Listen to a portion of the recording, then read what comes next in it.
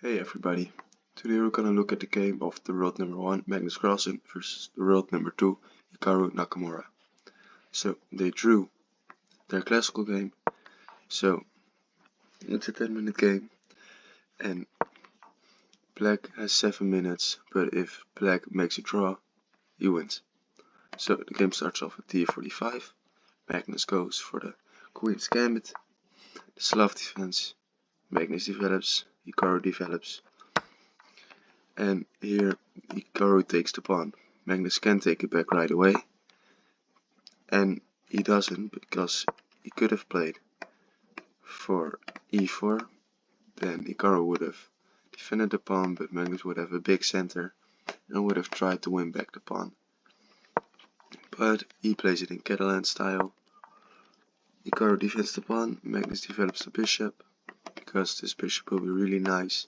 Eventually with a knight jump to the middle, the bishop opens up, pinning this pawn. Then you're threatening to take this pawn, and the knight also puts pressure. Hikaru doesn't really care, Magnus castles, and now Hikaru develops his bishop, just defending this pawn, getting out of the pin.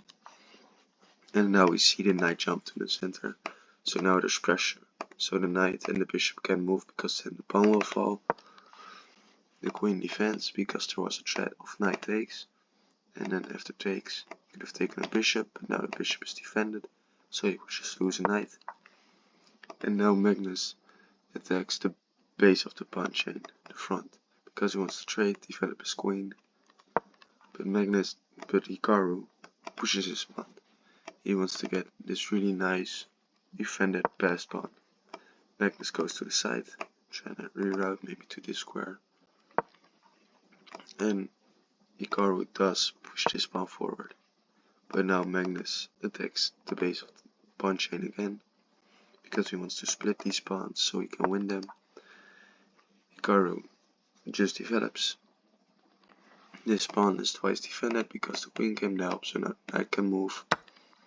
And now Magnus takes, bishop takes, and bishop h3. You just want to trade out this strong bishop that defends the pawn. So after the trade, you can maybe win the pawn back. But Hikaru just defends the bishop, and Magnus plays this brilliant move, knight takes. Because if Hikaru takes, he can castle, his king is stuck in the center. And there is this nice move, knight c4, threatening a fork. And if the queen comes to defend, you can put your bishop there. And it's just a really pleasant position for white over there. He is down a piece, but he has compensation for the king in the center. And he will eventually win back the bishop or a queen with a fork.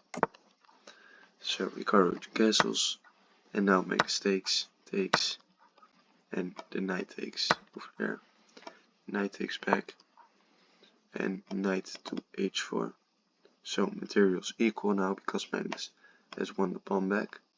And now moves back to this square because he doesn't want to trade rooks. Hikaru's rook is blocked because of the knight. And this knight has two really nice squares it's looking at. But black is defending those squares also. So Hikaru activates his bishop because it was just staring at a pawn. And now it is this nice diagonal. Magnus plays a good move, queen d2. The pawn was already defended, but you want to bring the rook over there. Hikaru threatens the knight. Magnus brings the rook, and Hikaru moves his rook up. And now Magnus just solidifies his pawns, so everything's well defended. The bishop's active, the knight's well placed, the rooks are open and have open files, and the queen's developed. Queen to h8, pinning himself, but putting pressure to this knight. So now the threat is to take and win the pawn.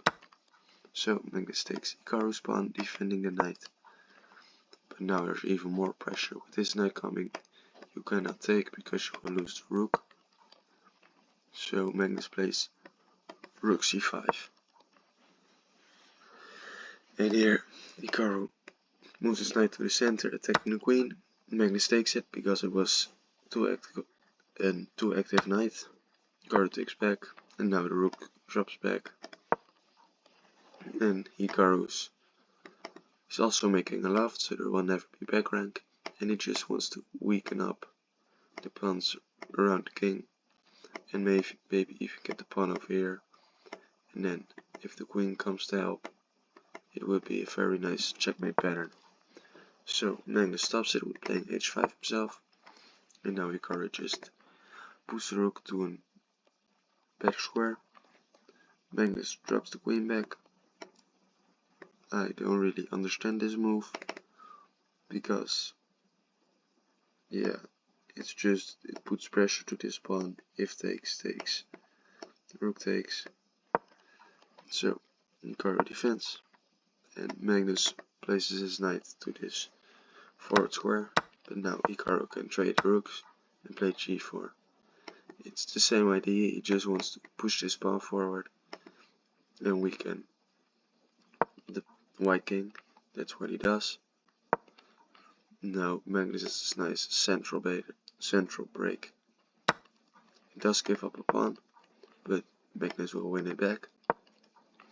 Queen g5 defending it, queen e3 attacking it once again, and now Hikaru takes, pawn takes, the king moves up. Magnus's king moves up, just extra defending this pawn, and now rook to h1, creating some threats against the white king with a check with the queen maybe. Now Magnus takes.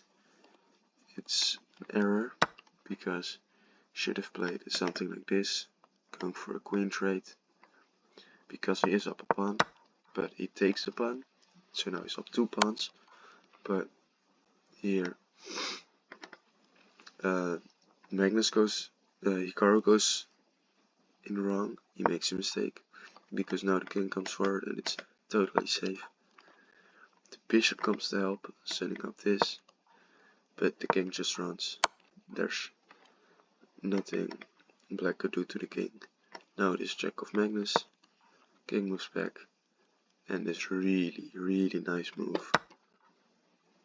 Oh, yeah, I was a bit too early, but I mean, he first takes the bishop, being up a bishop, and when the queen attacks, he moves the rook around. This is the nice move, because he's threatening rook h8, when the queen and the rook will both attack his rook after the check, and it will end up in checkmate.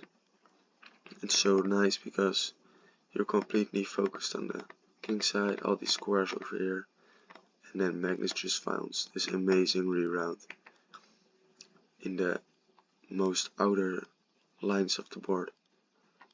So I thought this was really nice.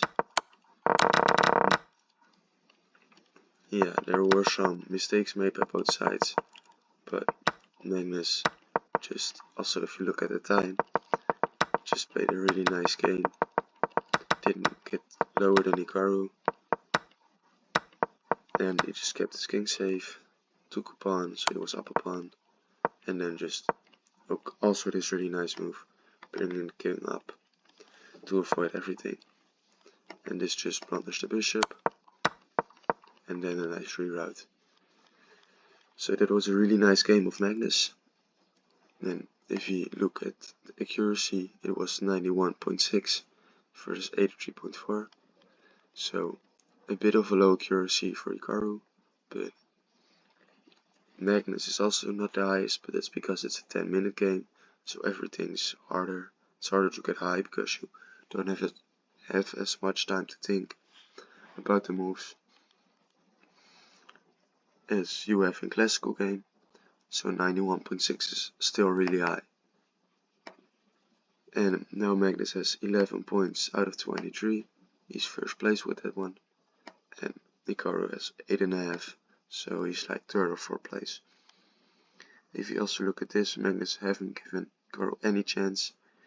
He built up an advantage, he blundered it a bit back over here, and then it just was over, because Hikaru made a mistake and Magnus saw it. So no chance for Hikaru, and Magnus won the game.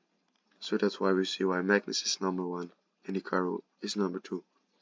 Thank you all for watching this video, and I hope I see you all